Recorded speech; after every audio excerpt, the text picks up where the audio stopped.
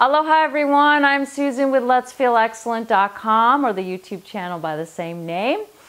And today is Ash Wednesday, and if you aren't Catholic or you haven't been raised Catholic like I was, that probably means nothing to you. But Ash Wednesday is a day that Catholics honor Jesus Christ for his 40-day fast, 40 days and 40 nights in the desert. He did a dry fast. Catholics do nothing like that. In fact, what Catholics do can't even really be considered a fast. What they do is they eat fish, and then they're supposed to give up one thing that is a bit indulgent and not really that great for them. So it's a time to induce a little bit of a lifestyle change. It's supposed to be.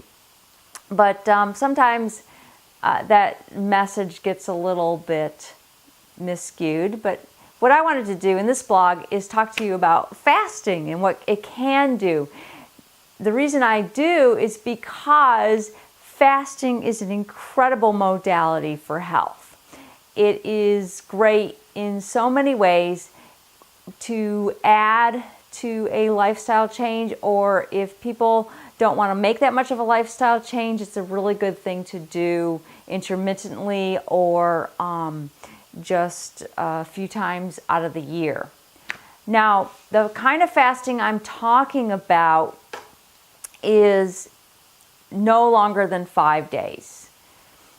The longer than 5 days is healthy with the appropriate medical supervision. So it can't be just any healthcare practitioner or any doctor. Not all doctors know about fasting.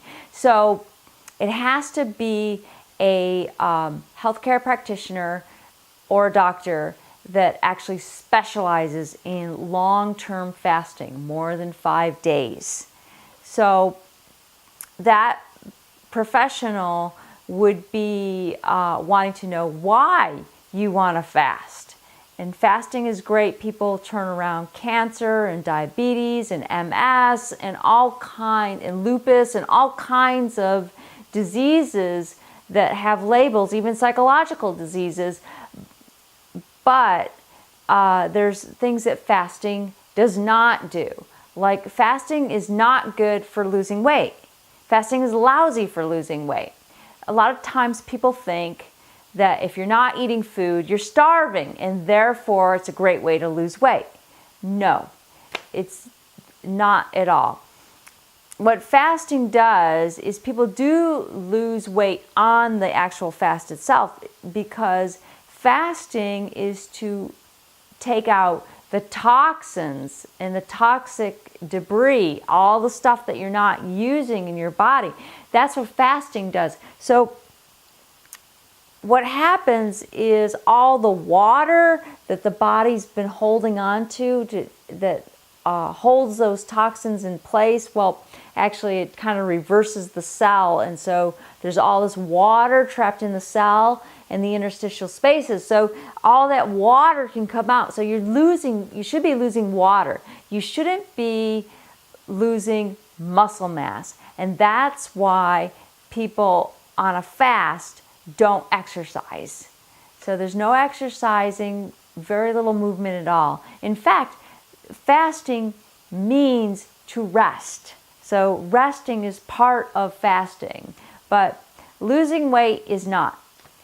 It can help with creating the lifestyle change to lose weight, though. So if you have a certain shape that you want to become, or you want to lose weight, then fasting can be great because it takes away the cravings.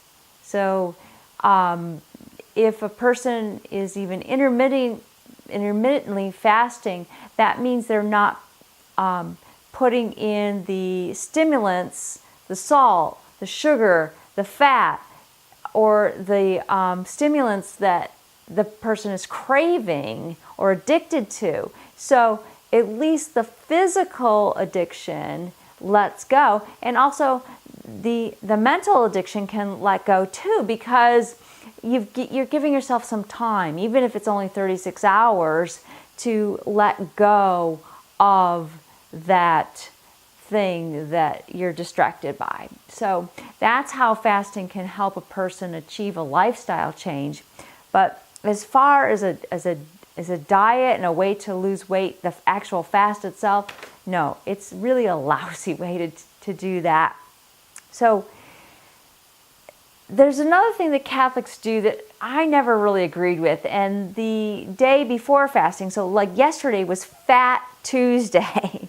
And what Fat Tuesday is all about is eating all the indulgent foods that you have to give up, right?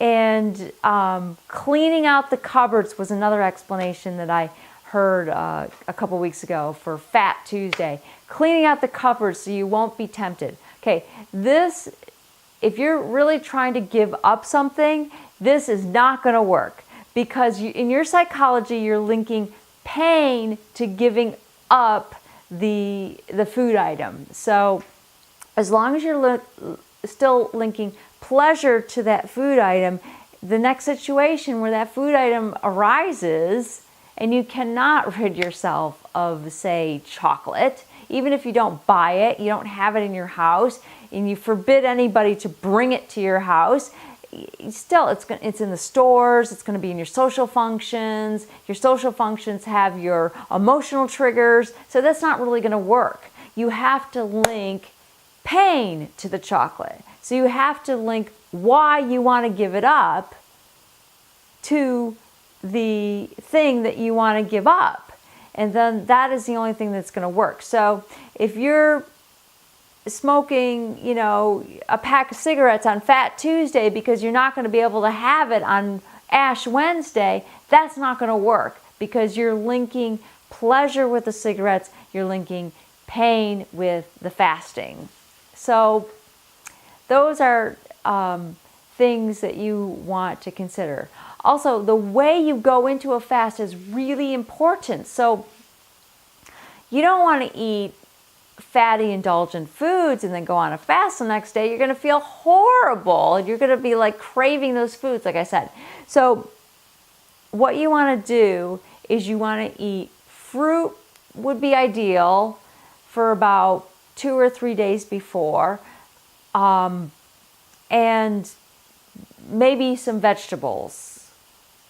Maybe some steamed vegetables, but you don't want to have fruit juice.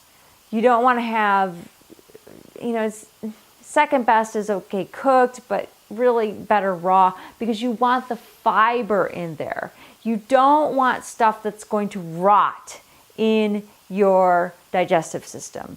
You want stuff that is easy to digest and you can move out easily. Coming out of the fast, same thing. There you want your juice, but you want your fresh squeezed juice, like your fresh squeezed orange juice or your watermelon in a blender. Make a watermelon and smoothie, slushy, not with ice, but just room temperature. Sip it slowly, come out of the fast slowly. On your own, again, you're not going to go for more than 5 days on your own, and you're going to ideally do fruit for 1/3 of the time that you've been fasting. So, if you're only fasting 24 or 36 hours, then, maybe you only want to do your fruit juice in the morning and then go into fruit and then maybe have some vegetables in the evening, that kind of thing. And then slowly get into your lifestyle choices that you wanted to make. That is more conducive to your well-being, and then you won't get totaled by your fast.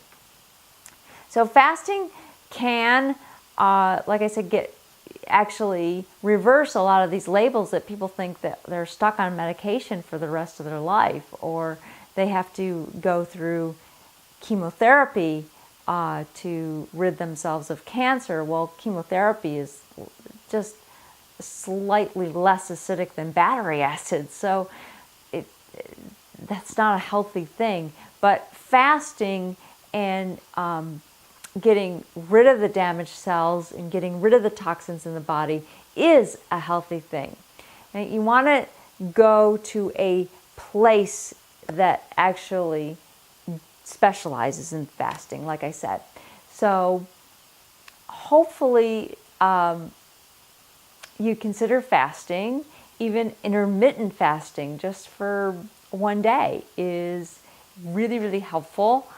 It gives the body a reset on life and can give you so much more energy. So I hope this information was helpful to you. Please give me a thumbs up if it was. Share it with your friends. And I am Susan Nudowitz with Let'sFeelExcellent.com, wishing you an excellent day. Aloha.